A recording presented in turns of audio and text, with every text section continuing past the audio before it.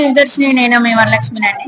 ఇప్పుడు మనం పూర్ణం మార్కెట్ కూడలి చౌటి దగ్గర ఉన్న శ్రీ పూరి జగన్నాథ ఆలయంలో ఉన్నాము. మనతో ప్రధాన అర్చకులు జగదీష్ ఆచార్యులు దివ్యదర్శిని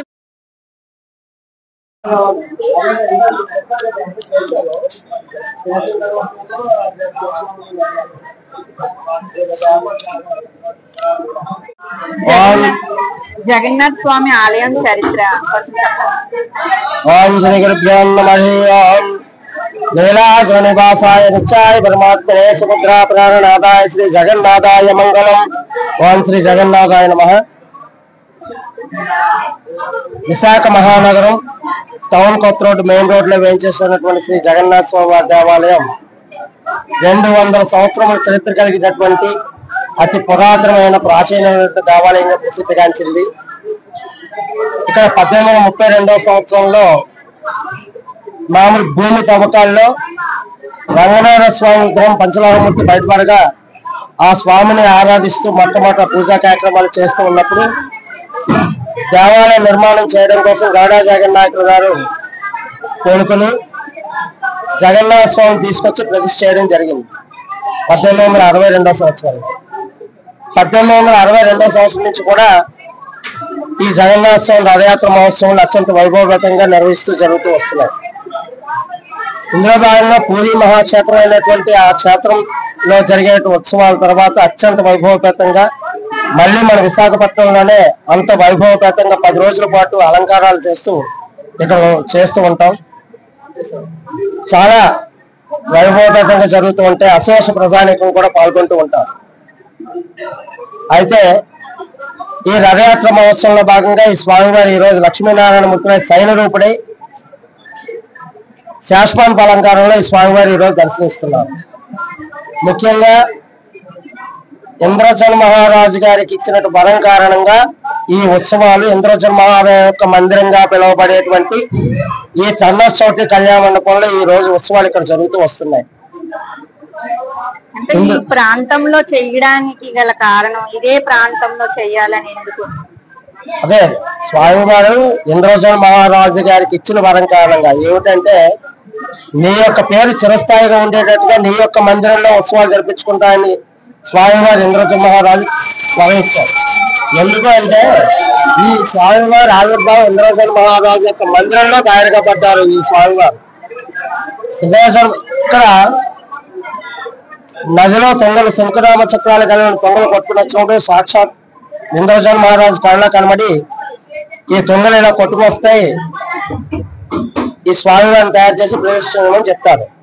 తన కళలో వచ్చిన దాన్ని సభలో అందరినీ పిలిచి చెప్పినప్పుడు ఎవరు దారుమూర్తిని తయారు చేయడానికి ముందుకు రారు. విశ్వశిల్పి వచ్చి నేను తయారు చేస్తాను 21 రోజులు అడుగుతారు. ఆ 21 రోజులు కూడా తలుపు తెరవకూడదని చెప్తారు. అయితే లోపలికి వెళ్ళినటువంటి విశ్వశిల్పి పన్ను ముసలివాడు ఆయన కారణంగా లోపల రాజుగారు గుండిచాదేవి, ఇంద్రజన్ మహారాజు వారి భార్య గుండిచాదేవి వారిద్దరు కూడా కలవరపడతారు. ఏంటి లోపలికి వెళ్ళిన వ్యక్తి ఏమీ శబ్దం లేదు, ఏమి లేదు, ఏం చేస్తున్నారని ఆతృతతో కళ్ళలో చూస్తే ఏమి కనబడదు. ఆతృతతో తలుపు తెరిచేస్తారు. ఆ తలుపు తెరిచినప్పటికీ స్వామివారు మొండి జగన్నాథుడే ఆ రూపంలోనే ఆవిర్భావం కాబడతారు. అంటే కాళ్ళు చేతులు లేకుండా ఆ రూపంలో అర్ధాంతరంగా ఆగిపోవడం కారణంగా స్వామివారు అక్కడి నుంచి విశ్వశిల్పి అంతటా చెప్తారు, నాయన ఎంతో పొరపాటు జరిగిందని చెప్పాడు. రాజుగారు చాలా విలపిస్తారు, అయ్యో నేను ఎంత పాపం చేస్తాను, అంత ఇది చేశాను. ఆ చేస్తున్నప్పుడు వసూలు చెప్తారు, ఈ స్వామివారి యొక్క శక్తి అధికాషాఢం వచ్చేంత వరకు ఈ శక్తి ఉంటుంది, అంతవరకు ద్రవ పదార్థం పెట్టి ఆ శక్తిని ప్రసిద్ధి చేస్తారు. ఆ కారణంగా అధికాషాఢ మాసం వచ్చినప్పుడు పూరిలో నవకళేబరోత్సవం జరుగుతుంది. ఆ నవకళేబరోత్సవం అంటే ఏంటంటే మళ్ళీ కొత్తగా విగ్రహాలు తయారు కాబట్టి కొత్తగా ప్రతిష్ఠింపబడి నవకళేబరోత్సవం చేస్తారు. అది అధికాషాఢ మాసం వచ్చిన 12 ఏళ్ళకి వస్తుందో 14 ఏళ్ళకి వచ్చినా ఎప్పుడు వస్తే అప్పుడు ఆ సందర్భంలో నవకళేబరోత్సవం ద్వారా మళ్ళీ కొత్తగా ప్రతిష్ఠ చేయడం జరుగుతుంది. అలాగే స్వామివారి ఆవిర్భావం కాబట్టి ఈ రాజుగారు చేసిన ఉద్యోగం చింతిస్తున్న సమయంలో ఆయన నీ యొక్క పేరు చిరస్థాయిగా ఉండడం కోసం నీ యొక్క మందిరంలో నేను ఉత్సవాలు జరుపుకుంటానని వరం ఇచ్చిన కారణంగానే ఈ యొక్క మందిరంలో అంటే ఇంద్రజన్ మహారాజు యొక్క మందిరంగా పిలువబడేటువంటి ఈ మందిరంలో ఈ ఉత్సవాలు జరుగుతూ వస్తున్నాయి. ఇది ఉత్సవాలు జరగడానికి కారణం. అయితే ఈ రథం మీద ఎవరైతే దర్శనం చేసుకుంటారో వారికి పునర్జన్మ ఉండదని భక్తుల యొక్క ప్రగాఢమైనటువంటి విశ్వాసం.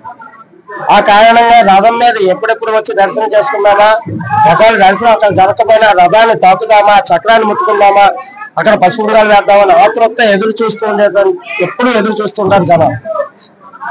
అలాంటి సమయంలో రథం మీద ఎవరైతే దర్శనం చేసుకుంటారో వారికి ఆ పుణ్యం కలుగుతుందని ఉద్దేశంతో అశేష సంఖ్యలో రథం మీద దర్శనం చేసుకుని పోటీ పడుతుంటారు భక్తులు.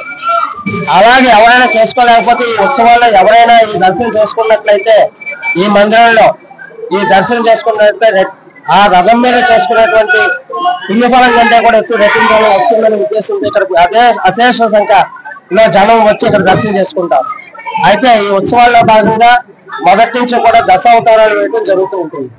ఈ ఉత్సవాల్లో మొదటగా మత్స్య అవతారం, వేదాన్ని రక్షించడం కోసం మత్స్యరూపుడై క్షీరసాగర మదనం చేసేటప్పుడు మందరగిరి పర్వతం కిందకి వెళ్ళిపోతున్నప్పుడు కోరమరూపుడై, మళ్ళీ ఆ మందరగిరి దేవతల్ని అమృతం పంచడం కోసం కోరమరూపుడై ఆ కింద మందపర్వతాన్ని పైకి లేపుతాడు శ్రీహరి.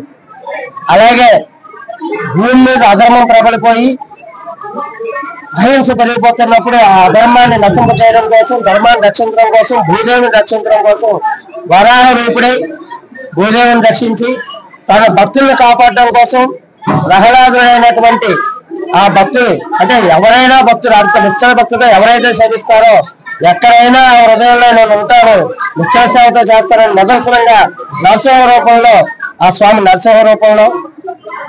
అలాగే దేవేంద్రుని జయించడం కోసం బలిచక్రవర్తి దేవేంద్ర లోకానికి వెళ్ళి యుద్ధం ప్రకటించినప్పుడు ఆ దేవలోకాన్ని కాపాడడం కోసం బలిచక్రవర్తిని మట్టి పెట్టి బలిచక్రవర్తిని పాతాళానికి తొక్కి వామన రూపుడై, అలాగే రాజులందరూ కూడా రాజులైనప్పటికీ రాక్షస ప్రభుత్వాలు కలిగిన వాళ్ళు కాబట్టి ఆ రాక్షసుల్ని సంహరించడం కోసం, ఆ రాజులే లేకుండా చేయడం కోసం పరశురాముడై,